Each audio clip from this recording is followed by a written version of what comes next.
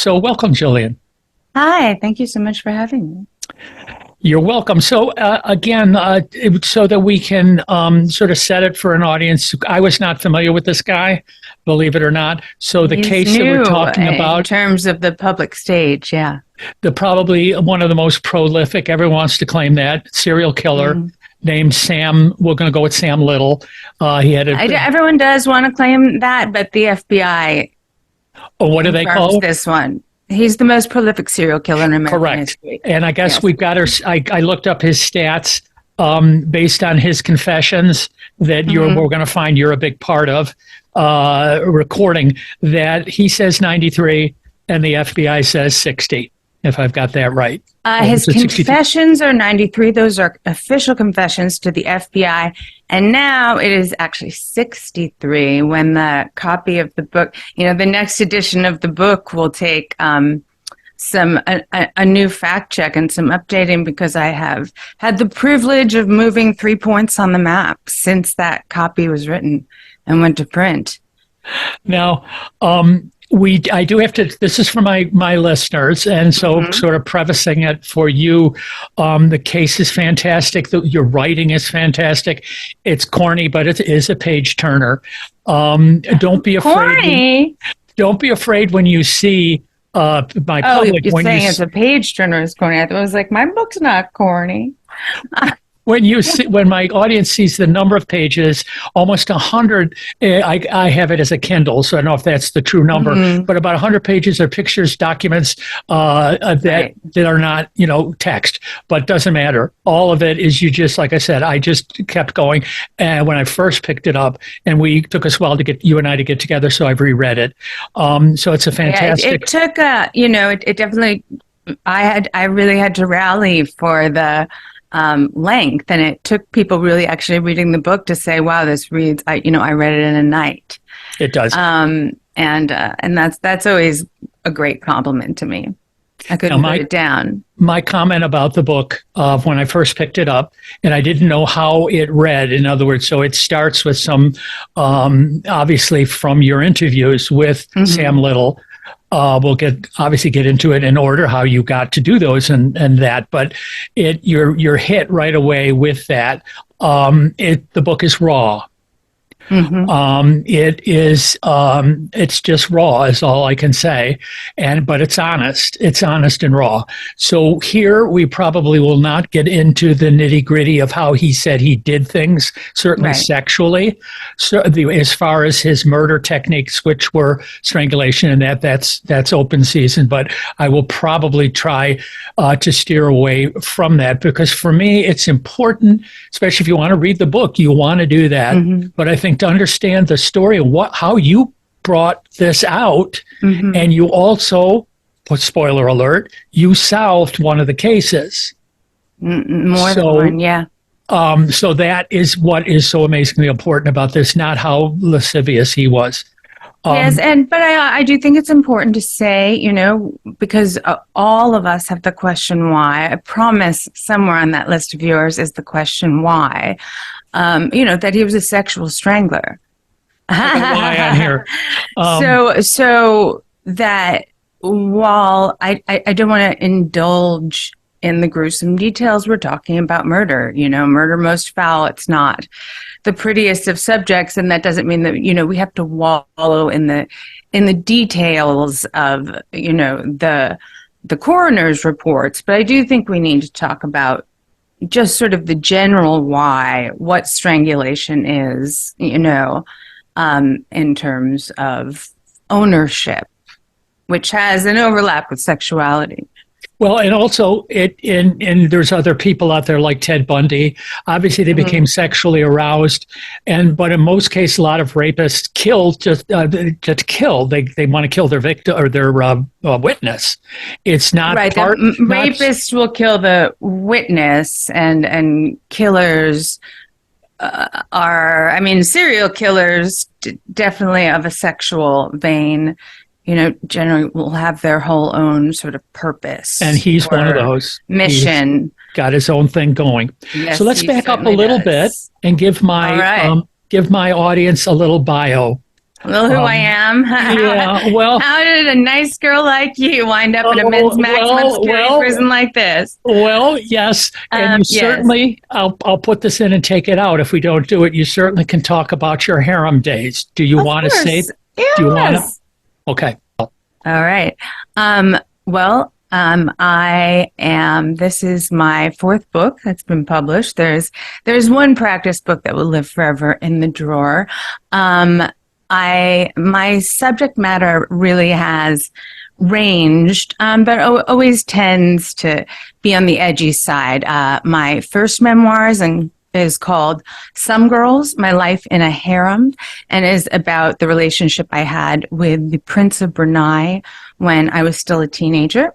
So it's sort of a tell-all of my coming of age story in a palace in Southeast Asia. I wrote another novel called Pretty. I wrote a book about adopting my son from Ethiopia called Everything You Ever Wanted, which, still will always be my favorite book. And now he's 16 and he's read the whole thing.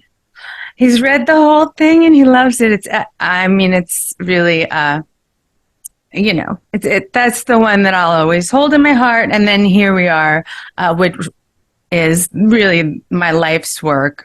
Behold the Monster, confronting America's most prolific serial killer. There was also a documentary done about it by Joe Berlinger, who had recently did Dahmer, Bundy, Cecil Hotel. He just did Madoff. A friend of my father's, incidentally enough, small world, but Madoff, not Berlinger. So there's a documentary, there's a podcast I did with Michael Connelly, and the thing is that this serial killer was convicted in 2014 of long, cold cases due to the fact that the LAPD got a grant from the Department of Justice to screen old evidence. And so they found a hit to this man named Samuel Little. They found a second hit. So now they're looking at a serial killer, potentially. And this famous detective, Mitzi Roberts, I met with her. She is, if anyone's a Michael Connelly fan and who isn't, she is the model for Renee Ballard. And the real thing is she's even sharper and scarier and more inspiring. She's fantastic. And at the very end of the interview, she told me, I said, "What are you the most proud of?" She said, "I'm proud of them all, but I did catch a serial killer once, and that was really cool." And I was like, "What are you talking about? I buried the lead. Tell me about this." I went home and researched Samuel Little, and, they finally got him for 3 counts of murder. And he was spending the rest of his life in prison. And it was just this underreported serial killer case that Mitzi told me, or Detective Roberts told me, she believed there were far more murders across the country, but she was unable to mobilize the kind of interest she would have needed to for people to start opening cold cases in different jurisdictions, because these victims that Samuel Little picked were victims intentionally that people didn't care about. Marginalized, women of color, sex workers, drug addicted, often prostitutes. There isn't one rule, but there are women on the margins, women on the fringes, women in the shadows where he lived. And he traveled back and forth across the country. It was a transient. So that made him very hard to catch in the era before DNA, and still in this country with the lack of communication between jurisdictions. And you mentioned that in your book, you do cover, and I do, again, it's not important for the podcast because we're sort of going linearly, but you do go back and forth, which is great fun, but you do it with dates. So you'll recount a murder, which obviously is coming from an interview that you have done with either him or other people, the authority. Usually a combination of victims' sure. family members, him, all the information I can gather, and then, a hefty amount of imagination, which I explain at the very beginning of the book. This isn't going to be your everyday true crime. Well, and you, like, I've come across now several authors like this, which I'm hoping more and more are going that way. If I say Truman Capote to you, you know what it means. He was the first one, and he got reamed for it in the beginning. That he would say someone walks into a room and takes their hat off. Well, how do you know? You weren't there, and or he smoked a cigarette. How do I know what the last words of these women's lives were? I mean, I've heard it from a liar, a killer, I mean, whatever he wanted from me at the time, that was the narrative. And so I had to piece it together. And yeah, of course, I say in the beginning of the book, you didn't have to do this in Capote's times, this is a hybrid, an audacious hybrid of imagination and every piece of truth I could find. And your statement, a couple of your catchphrases that I love in the book, but one of the one that I think we can start with is "Don't go down in the basement, dumbass." so right. Why? Which is always how I know I'm onto a story. Every time I have that tiny little voice going, "Don't go down that basement, dumbass. Don't open the door." The fog. With yeah. But what's interesting is that you did go down, and also this is, as people read the book and you make reference to it yourself, this is, and I went back and watched the movie, it's right out of Silence of the Lambs. Yeah. You weren't an authority, you weren't a policeman or an FBI, but you went into the basement, and for good reason. And I came with a sort of beginner's mind and learned a lot along the way, and made some mistakes, the book's not without humor. And a lot of it is at my expense. You don't go argue with the FBI. That's not a good idea. Things like that, because any story, especially if you enter these depths, right? You're going to have to be reaching for the humanity all around you. And part of that is the laugh. And part of it is, a collapse, and part of it is you lose your ability to concentrate, lose your ability to sleep, the nightmares, and when you're saying, I did enter it sort of as a beginner, but with I had just written a couple of scripts that I had talked to a lot of gangsters. I've always been good at talking to a wide array of people. I think there's a sense that I love to leave my assumptions at the door. I love nothing more than to have my assumptions challenged. So, people enjoy that in an interview rather than having people approach them, with an idea of already the article they were going to write. But sure thing, I didn't know this was the book I was going to write when I started. And I learned along the way, and I hope that in that I'm able to explain to the reader along the way. I'm not writing from the perspective of a cop who already has these assumptions, has already had all these training. I'm learning about DNA as I go. I'm following aerial maps and flying to Pascagoula, Mississippi to talk to detectives and ex-prostitutes. And and it really was a true adventure. And the horror in the story, and the horror in just the interaction with this person, I like to think of now that I've had some distance from it as overshadowed by what I learned and who I met, along the way, who was really surprising, impressive, Well, you met survivors. You talked to survivors because there Yeah. were, thank God, there were survivors, and Mm-hmm. a couple of them obviously figure in one of his trials because they to set up the prior bad acts, which a lot of Right. courts won't even let them. But it depends on the court will let in. You know, there were a couple that were let in. There were a couple that were excluded. There were two excluded witnesses, but the ones that were allowed, the evidence that was allowed from his surviving witnesses had, well, that's not true. Some of it had been heard in a court and just dismissed. But Beth Silverman, DDA Beth Silverman, who prosecuted Chester Turner, Lonnie Franklin, Grim Sleeper and Lonnie Franklin would be the same person, and Southside Slayer, you name it. Like in recent years, any capital case in Los Angeles, Beth Silverman's arguing it. And she says, get me living, breathing witnesses on this stand. Because otherwise, all I have are photographs of corpses.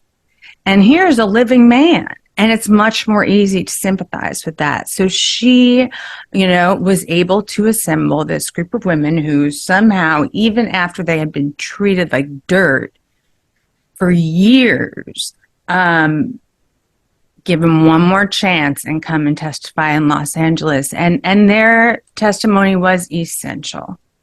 And there is in the book, which it's almost it sounds strange, but it's a respite after a while of this turning the page and what am I going to hear of courtroom. You have a transcript of a couple. I think there's at least one or maybe two of the witnesses being questioned by Miss Silverman, and her straightforward. We all see Law and Order, and we all see screaming and how dramatic Law and Order. And she was calm, and you read her words. She asked simple questions, and the witness answered slowly. And we all know that at the same moment, this monster, behold him, is sitting at that table looking at her. She faced the other way. They had to have a break. She faced the other way and had a victim's advocate sit with her in court because she couldn't look at him. And what was interesting is it took her twice to enter that courtroom. Her name is Layla McClain. She has now passed on. And she was a spitfire. It was Layla and Hilda were the two witnesses from Mississippi, Pascagoula, Mississippi, who lived. And they were closest friends forever, and they couldn't have been more different. Hilda was very proper, like church lady, and Layla was still at it. She had 3 dates, I think, one night when she was in Los Angeles. And she was like, oh, yeah, honey, I'm still at it. And I decided to let Layla's testimony, I break it up. I mean, you're looking at an 80-year span, right? And then how long it got me to read like this trial, there was no dining room table in my house. You know what I mean? It was just like transcript after until my husband was like, honey, like we're eating, we're like, your son's sitting on the kitchen counter, You do what you got to do. It's almost winter, like, can we have a kitchen table back? But, it was so much. And I decided to let that one chapter just be Layla. Like, have no editorializing from me in any way at all. Let her speak for herself. And I find it's very memorable for people. And the line that I always remember, and I've shared this with my doctor recently. I had a little medical scare. Everything's fine, but it's amazing when you've been reading and advocating for women who had no health care, and you have the best health care in the world. They catch it the earliest. They catch it and I never fail to thank them and say, I'll tell you, that I just edited a trial transcript where, the question was, so you were in the hospital for 3 days and you had petechial hemorrhaging in your eyes. I mean, there's only a few ways that happens, but, it's blood vessels breaking in your eyes. and you couldn't speak, and you had bruises around your neck. I mean, these are all absolute signs of strangulation. And did you report your injuries to any police? No. No, ma'am. Did you report your injuries to any doctors? No, ma'am. And she said, let me ask you that another way. Did any doctor ever ask you what happened to you? And she said, no, ma'am. Didn't nobody care about what happened to no black prostitute in Pascagoula in 1984? No, ma'am. So and I was like, this is a good place to where we've been talking about the man, but you aren't putting together a research project from photos and even interviewing. You go and talk to Silence of the Lambs. You go I go in, yeah. You're allowed to go in, and of course, I want you to tell my audience a little bit about the presents and the food and the shake. I mean, some of this is from different times, but how often? What was the percentage of times? Because you mentioned a phone that didn't work, that you were on a phone, and then later you are, or at one point you're in the same room at a table with him. Is he shackled, or is there a glass? Tell me about even the different instances of, and then maybe the first time you met him. So it took about 6 months to get my visitor's admission. California maximum security prisons are the biggest pain. Since we have so many celebrity sort of, circus sideshows that happen, and the sheriff's deputies do not appreciate this, it's not easy to get in. So I approached as a friend rather than as a journalist, and I did not go through the proper channels. Let's just say, I'm not revealing anything I didn't just write about. It's there for all to see.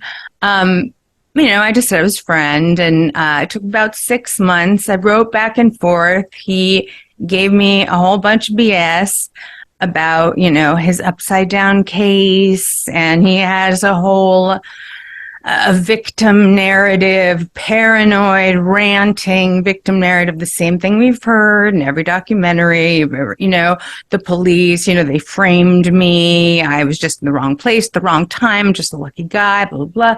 And I was just like, I'm humoring him. And I'm telling him I'm a journalist. I'm looking for a story. I'm writing about violence. I think his rap sheet's really interesting. His rap sheet, by the way, is longer than I know many veteran detectives in urban centers, and they've never seen anything like it before in their lives. I cried the first time I saw it. It's 100 pages long. It's like, here's a man they had again and again and again. They would release him and he'd go kill someone else. They had him for petty theft and, minor possession. And usually it was theft. He'd throw a steak in a cart in a Walmart, and they'd have him out in 3 hours, and then he'd go and trawl the streets and kill someone. And they just they mistook him for a petty criminal. He says he was hiding in plain sight. And I cannot remember the question we were coming back around to, which was, how did I meet him? So what did it look like? What did it feel like? What did it smell like? It is an enormous complex. It's, I think it's meant to house 1,800 men, and it houses 3,000. It's in the middle of the desert. So, the temperatures are punishing. It's either freezing cold or burning hot, usually on the same day. There's like a 1.5 mile walk from the visitor's parking lot to the visitor waiting room. You have to get there at 6 a.m, which means I have to leave my house at 4 a.m. You wait online for 3 hours, then you wait online for another how many hours? I mean, it's like beastly. But of course, the first time it's still exciting because you don't know what's in the next room that you're walking into, while we become acclimated to things very quickly. Still, that first time I was like, all shaking and alive with adrenaline, and oh my gosh, am I really doing this? The last time I was in jail, it was in Livingston, New Jersey. I was 13, and they did a scared straight thing with me because I stole a nail polish from the Rite Aid. Yeah.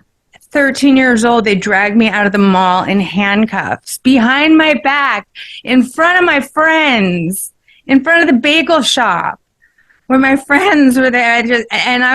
I have never stolen another thing in my life. I swear. Livingston PD did like an amazing role play there. They were like, ma'am,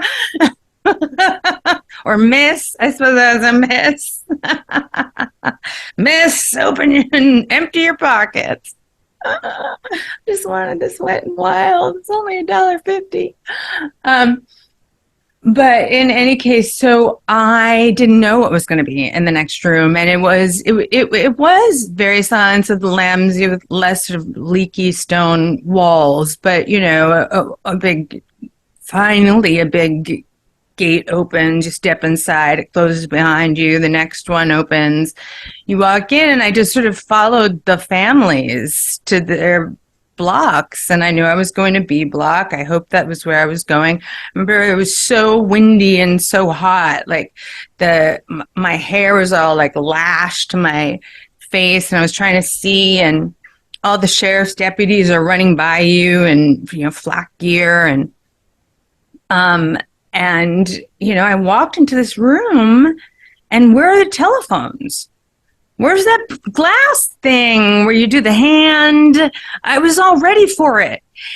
And it's a big room with like little plastic tables, like a kindergarten, and plastic chairs, and a giant area for Legos with AstroTurf on the side, and a porch you can walk out into if you have a certain amount of clearance, and a photo booth.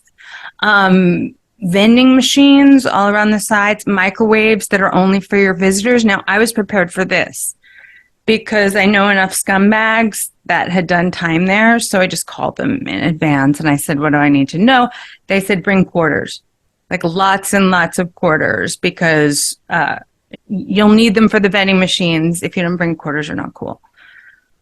So I was like watching, mesmerized, as they're just these families and couples and around, and I'm like, where's he gonna sit? Was he, And I'm watching the line in front of me, and he rolls up behind me. He's in a wheelchair.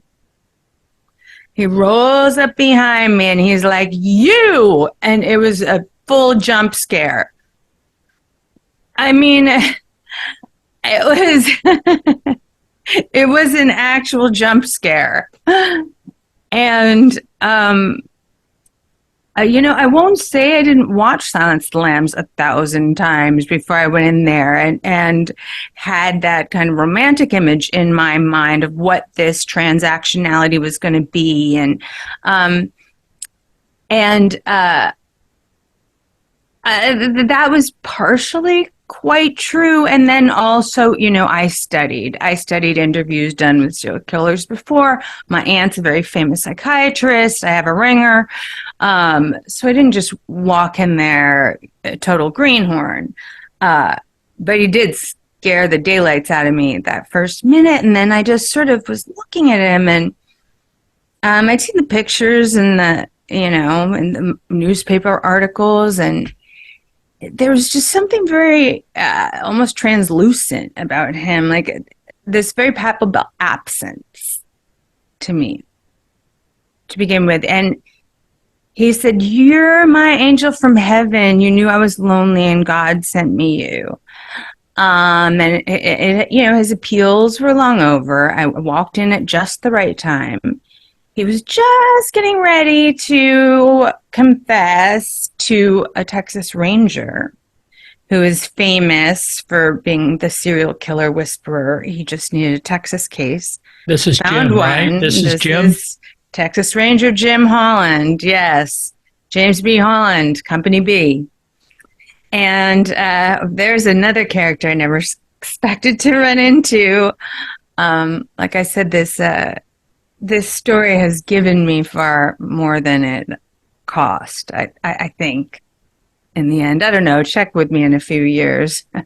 I still don't sleep so well most nights, but He was ready to, in other words, at this point, he's in jail for murders he's been convicted of. But we don't have, at this point, how many, before you come on the scene, how many others has he, in passing, either confessed to or they're maybe sure he did it, but they haven't taken him to trial yet? None. None. He hasn't confessed to anything but what he's been convicted of. No, he never confessed to those. He proclaimed his innocence.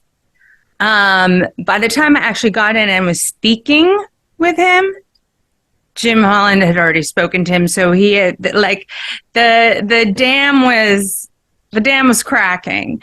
But when I first started writing him, no, he absolutely proclaimed his innocence. It was just there's a traditional sort of tension between press and law enforcement, and I'm sure the good Ranger Holland would have liked me out of his way. No one wants a journalist up there, tush, when they're like really dealing with an open murder investigation. Like Michael Connolly says about the detective Rick Jackson, who I also worked with, who's Harry Bosch, that until he retired, he never said anything to Michael, but no comment. So, there's a traditional tension, but I'd gotten in there and I wasn't letting go. I lucked into the story of a lifetime. I was like, oh my gosh, here's the serial killer. He's starting to confess. I had no idea. The number at the sheer I had no idea how much this was going to snowball. But I figured he was good for 15. Then I was like 18, and then I was just sort of starting to go through the confessions, and I was like 23, 24, and then there was months of confessions with the FBI and local jurisdictions, and 93 was what they came up with. And he often drew his victims as he confessed. So, there's a whole gallery works full of artwork of, dead women. How many visits, personal visits, not counting, either a phone call or a letter. How many can you think of how many approximately you visited with him? 30. That's not approximate. Okay, 30. And now you're saying that at this time he's telling you things. And obviously I'm assuming you're then giving this over to the authorities. I guess. Well, yeah, I don't call the police and say how he feels about his mommy. But when there were relevant details to murder investigations, yes, I did. I called the lead investigating officer. So I got in touch with Jim, and any tips that I felt were, or details, or anything I felt that was unusual, or that I hadn't seen in any of the FBI confessions yet. And then I would usually try to also get in touch with, the jurisdictions that could have been, say Miami or New Orleans, or, and just see if they had a cold case department, see if there were any open cold.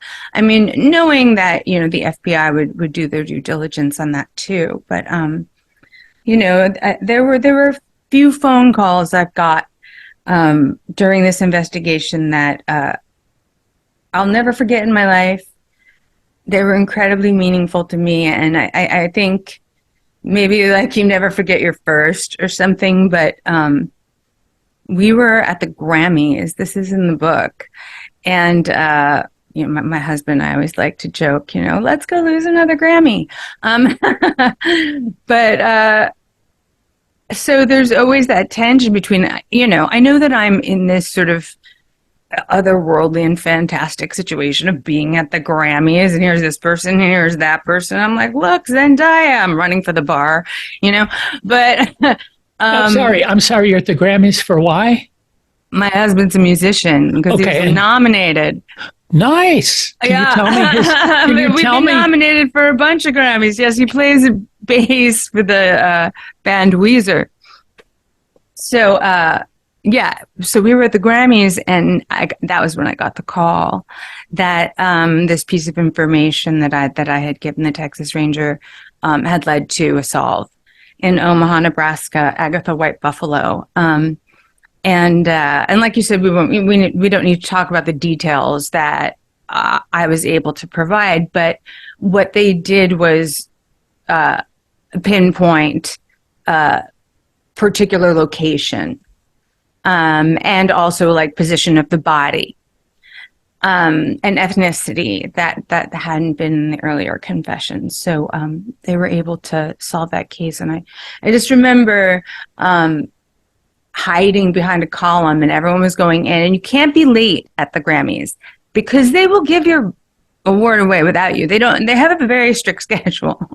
So Scott just went in. I was like, I guess I'll find you. So, and I was hiding behind a column, and he was like, we found her, and told me, Agatha White Buffalo, 1974, Omaha, Nebraska, and they found her in this particular way. And I was like, you really did? And he was like, Jillian, we really did. And I just thought, I did something. There was just this like, for all my shenanigans, and who knows why, like I walked through that door, there were probably a million reasons, but it's not what kept me there. There's probably some opportunism, probably some curiosity, and sort of, I always think a dose of revenge. Like I was like, I'm going to get this guy talking. I'm a victim of domestic violence. I can win this one. Look at me. I'm all grown up now. You do point out in the first part of the book, and I will leave that for folks to read. Yeah. But you were a victim of domestic violence. That's the first sort of after preface and an acknowledgement. We get into that sort of gets us kicked off to that. So I think so that was sort of the flaming sword of passion that I had with me. But then what kept me was the victims, and I lived with them every day for many years. I live with them still, their lives and just, the importance of restoring their names, their dignity, and seeking justice for them. Now, this answers the question. You've done it fairly in little bits and pieces, but I think it's important. I'm sure people, like there have been folks who have interviewed, many people interviewed Ted Bundy, and everyone would say he's playing you. You're not getting anything out of this except a byline and a fancy interview.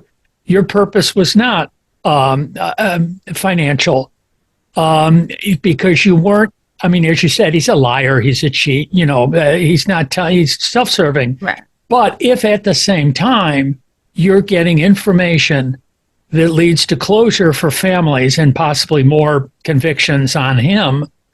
Once I began to learn about the scope of Sam's carnage, and also began to delve more deeply into the lives of his victims, and see how there was such a failure in our social justice system. If you'll forgive a cliche, I was in for a penny and in for a pound. There was no stopping me once I was on this trail, and and that there were personal reasons. My sort of flaming sword of, I am a victim of domestic violence, and so I feel lucky every day to be here and have the voice that these women had taken away from them. And so it became a feeling of responsibility for me to at least try my best to restore their names, restore their dignity, restore their humanity, and bring some, if not closure, some sense of justice and just some answers to their families. But tell me about this is the bigger shocker at the end. Um, you were down as next of kin. Tell us about that and what next of kin led to in your house. Yes. So Sam designated me his next of kin. And I was perfectly clear with him, why this might be advantageous. And I told him I was going to donate his brain. And I had this worked out with the top neuroscientist in the country at Stanford, at Irvine. And then I was going to make sure he was, respectfully disposed of and that he wouldn't be alone at the end of his life. I'd stick around. And my interest was the brain. And that was a disaster because of course he didn't fill out the paperwork right. This is perfect. If you've ever dealt with psychopaths, this is perfect. He ruined my life for like 2 whole weeks trying to deal with this thing, and then it never got dealt with. I mean, the brain was unusable by the time.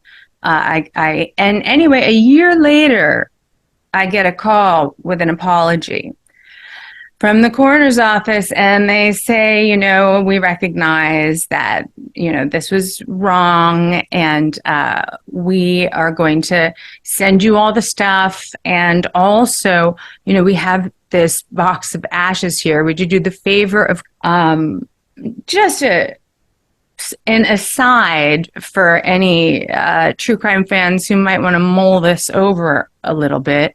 I haven't drawn any conclusions from it, but there was no autopsy done. There was no autopsy done on one of the most hideous criminals in American history. He was really disposed of pretty fast, and I was not able to get my hands on that body. So, and he supposedly died of COVID-related symptoms in prison. So I hadn't talked to him in 10 days when he died.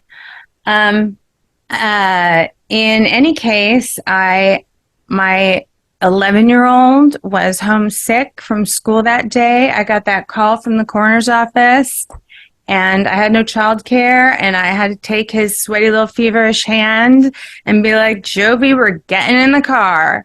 And I'm like, we're going to a very interesting historic building in downtown Los Angeles.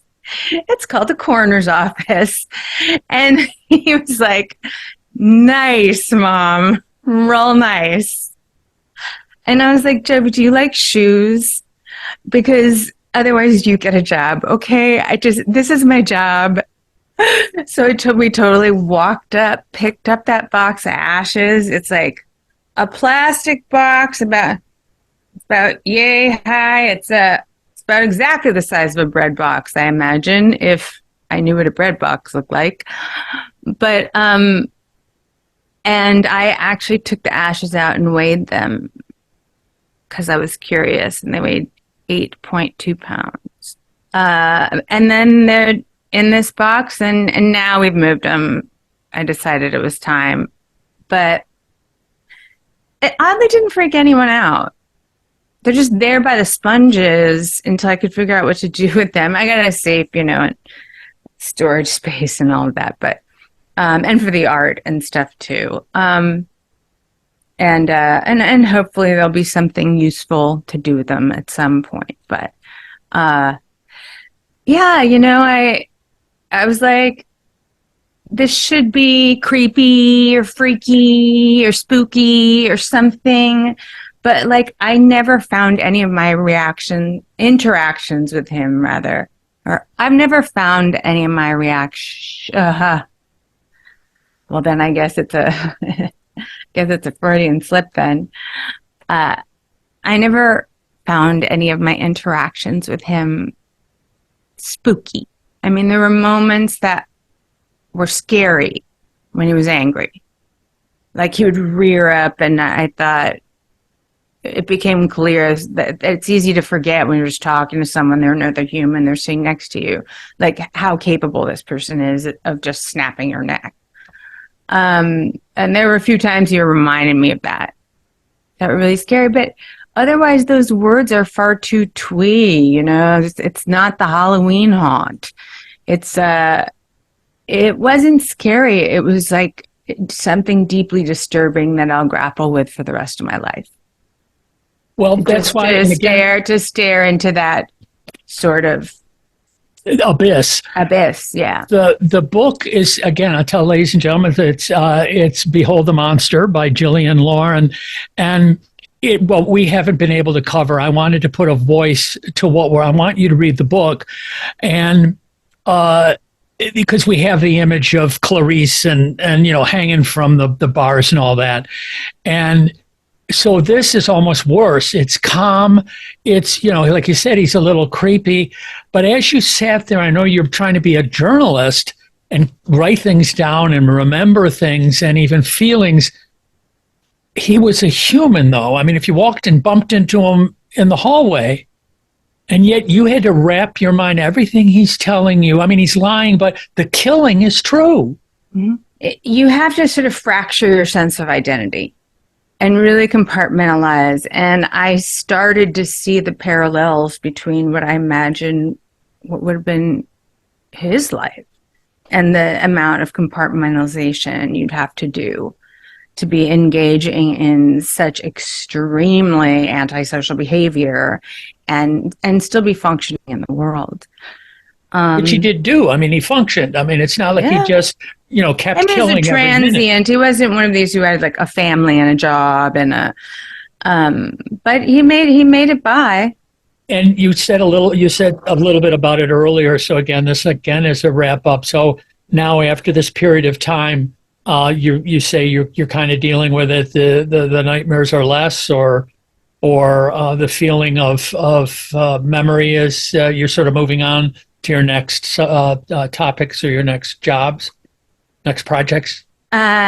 Interestingly enough, it changes from day to day. I don't think there's ever moving on. Also, I'm always advocating for the still unsolved cases. And please, I urge you to buy the book, look at my website, and to see all the unsolved victims. And I have a TikTok, Jillian Lauren author.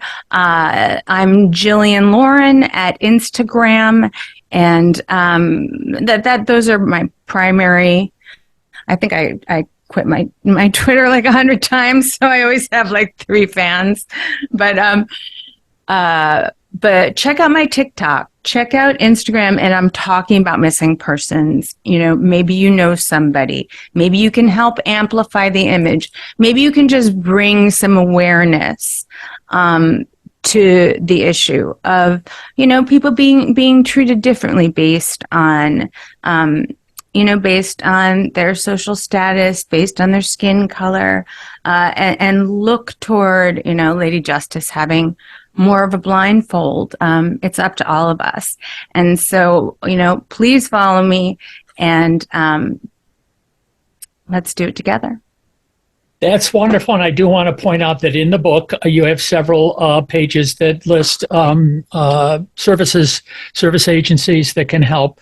Like that picture of you with him. I mean, that was a big, So, I always feel like I have to explain that picture. Well, because it looks like people look at that and they see, it looks like I'm like shaking his hand, like I'm meeting the president or something.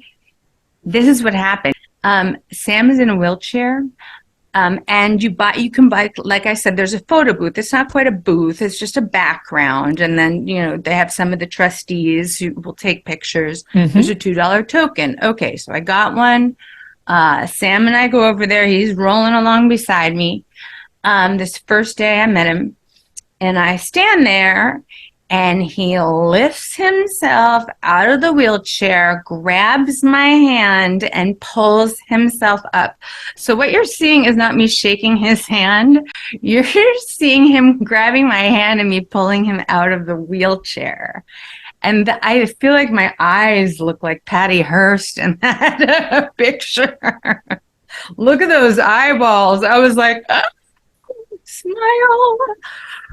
But I'm shocked when I look at that picture too, and then we adapt so quickly as humans. It became my everyday. I'm sure glad it's not anymore.